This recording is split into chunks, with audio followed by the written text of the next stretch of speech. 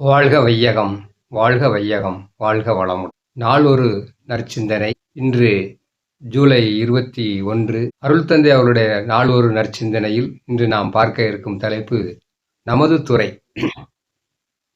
நமது உலக சமுதாய சேவா சங்கத்தின் நோக்கம் மனித வாழ்வில் அமைதி காண்பதே ஆகும். தன்னில் அமைதி, சமுதாய வாழ்வில் அமைதி, உலக அமைதி என்று 3 எல்லைகளை குறிப்பாக கொண்டு ஒன்றோடு ஒன்று மற்றது ஒத்தும் உதவியும் நாம் காணும் முறையில் நமது செயல் திட்டங்கள் அமைக்கப்பட்டுள்ளன. நமது நோக்கத்தில் வெற்றி பெற வாய்ப்புகளும் சூழ்நிலைகளும் அமைந்து நாம் செயலில் இறங்கும்போது சில பல முன்னேற்றமான செயல்முறைகளை பின்பற்ற வேண்டும். அவ்வாறான மாற்றங்களை செயல்படுத்த முயலும் போது அவற்றின் உட்கருத்துக்களை எல்லோராலும் புரிந்து கொள்ள முடியாது. அவரவர்கள் அறிவு வளர்ச்சி பெற்றுள்ள அளவில் அவர்கள் வாழ்வில் கண்ட அனுபவங்கள் வரையில் எல்லை கட்டி கொண்டு அந்த எல்லைக்கு உட்பட்டே எல்லோரும் எல்லா நிகழ்ச்சிகளும் செயல்முறைகளும் உருவாக வேண்டும், நடைபெற வேண்டும் என்று எண்ணுவது இயல்பு. அத்தகையவர்களிடம் கருத்து பிணக்கு கொள்ளாமல் நமது நோக்கங்களை அமைதியாக விளக்கி அவர்களையும் ஒன்று கூட்டிச் செல்ல வேண்டும்.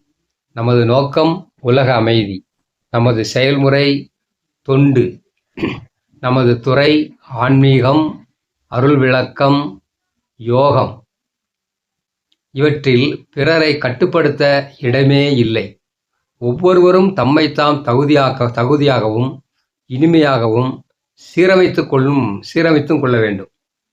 அருள் தொண்டும் அறவாழ்வும் சிறப்புற அமைய சகிப்புத்தன்மை, விட்டு கொடுத்தல், தியாகம் என்ற 3 விழிப்போடு பழகி இவற்றை இயல்பாக விளங்கிக் கொள்ள வேண்டும், இயல்பாக ஆக்கிக் கொள்ள வேண்டும்.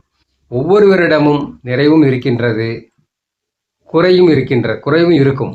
அவை யாவும் காண்போர் கருத்தின் ஏற்றதாழ்வே ஆகும். எனவே நிறைவை நாடியே செல்வோம். இயற்கையில் அமைந்துள்ள 1000 இன்பங்களை உணர்வோம், அனுபவிப்போம். அருள் தந்தை அவர்கள் வாழ்க வளமுடன். இதில் முக்கியமானது யாருக்காக சொல்லப்பட்டிருக்கு நம்ம சிந்தனை பண்ணோம்னா, குறிப்பாக மனவளக்கலை பயிற்சியாளர்களுக்கு அல்ல.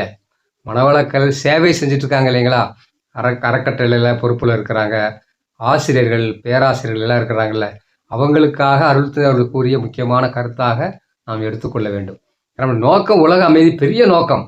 அப்போ அதுக்கு பலருடைய ஒத்துழைப்பு நிறைய வேண்டி இருக்குது. 800 கோடி மக்களுக்கு இது போய் சேரணும். நம்ம இங்கேயே ஒருத்தருக்கு ஒருத்தர் கருத்து வேறுபாடு, முரண்பாடு, அவர் சரியில்லை இவர் சரியில்லை இப்படி சொல்லிகிட்டே இருந்தோம்னா எப்படி சங்கம் வளரும், எப்படி சாமியுடைய எண்ணங்களை கொண்டு செல்ல முடியும்? ஒருத்தட்டையும் ஐயா சாமி சொன்னது போல் குறையும் இருக்கும், நிறையும் இருக்கும்.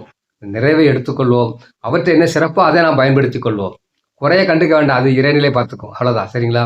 எங்கள் தேவை என்னென்னா எல்லாருடைய ஒத்துழைப்பையும் ஒருங்கிணைத்து நாம் செயல்பட வேண்டியது அவசியமாகின்றது. அப்படி எவ்வளோ பேரோ இணைச்சி செயல்பட்டுக்கிட்டு இருக்காங்களோ அந்த அறக்கட்டளைகள், அந்த தவமையங்கள் நல்ல வளர்ச்சி பெறும். என்னோடய தலைவர் எடுத்துக்கங்க, உலக சமுதாய சேவா சங்க தலைவர். எவ்வளோ பிரச்சனை இருந்தால் எல்லாரும் அரவணைச்சி ஒருங்கிணைச்சி அருள் தந்தை அவர்கள் பிறகு மிக சிறப்பாக வழி நடத்திட்டு இருக்கிறாங்க. அதை நான் முன்னுதாரணமாக கொண்டு, சரிங்களா, நம்ம செய்யக்கூடிய இடங்களில் இணைந்து தொண்டாற்றுவோம். மகிழ் சொல்லுவாங்க, ஒன்று ஒத்துப்போ அல்லது ஒதுங்கிப்போ அப்படிம்பாங்க.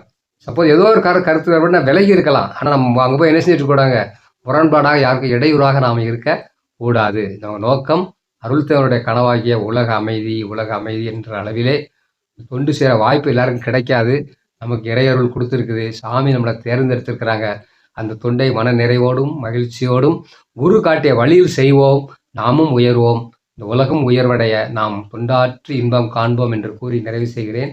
இந்த நல்ல வாய்ப்பை வழங்கிய அனைத்து நல்லுள்ளங்களுக்கும் நன்றி. வாழ்க வளமுடன், வாழ்க வளமுடன்.